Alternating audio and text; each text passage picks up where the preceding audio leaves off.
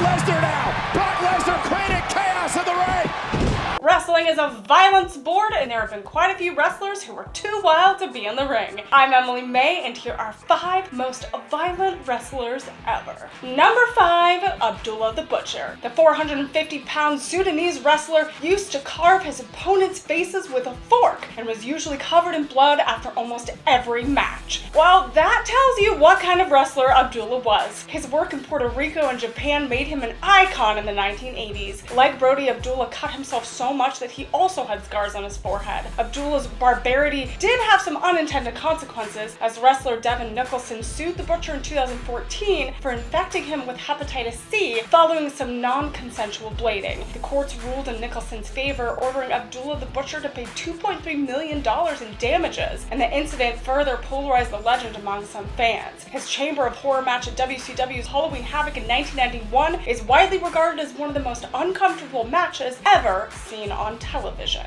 Number 4, Bruiser Brody. Bruiser Brody matches set the stage for the future of hardcore wrestling. Brody had a reputation for being quite stiff inside the ring. That's because he wanted his style to appear real. His matches with Abdullah the Butcher were sometimes hard to watch. He often bled buckets during his matches, and when he bled, his opponents also bled. As we know, wrestlers cut their foreheads to display blood, which of course adds to the realism of the match. Brody nicked his forehead so many times that he had permanent scars. Most of his matches ended in countouts, disqualifications, or double disqualifications. Brody used to take his opponents out of the ring and brawl with them in the stands, causing fans to scatter. Brody's influence in the wrestling world was massive, and he inspired a whole generation of hardcore wrestlers. Number 3, Nick Gage.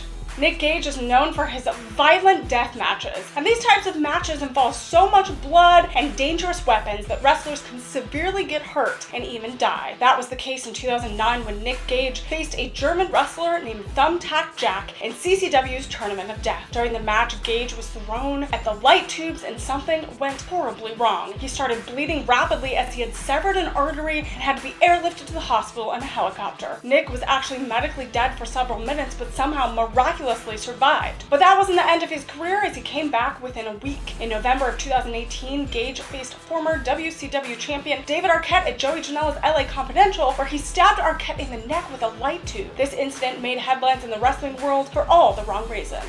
Number 2, New Jack. New Jack had a reputation for taking it too far with his opponents. He was involved in the infamous mass transit incident where he nearly killed a 17-year-old wrestler. On November 23, 1996 in ECW, he took on 17-year-old Eric Koulas, aka Mass Transit, in a tag team match. He sliced Koulas with a surgical scalpel, but he cut too deeply and severed 2 arteries in Koulas' forehead. Blood started pouring all over the ring, and Koulas soon passed out. Thankfully, Koulas survived, but New Jack faced legal action. He was later acquitted. A few years later, at ECW's Living Dangerously pay-per-view in 2000, New Jack got hurt due to a spot from Vic Grimes. And as soon as he came back to wrestling, he was booked against Grimes in a different promotion. New Jack wanted retribution and threw Grimes off a scaffold structure, almost killing him. Number 1, Mick Foley. Mick Foley's name is synonymous with hardcore wrestling for a reason. In 1994, during a match against Vader in WCW, he got stuck in the ropes, and in his struggle to release himself, he tore his ear off. Can't imagine the level of pain he must have suffered. Not only that, during the King of the Death match in 1995, Foley suffered second-degree burns and over 50 stitches all over his body. That's because the ropes were replaced with barbed wire and explosions were set off in between the match. And who could forget his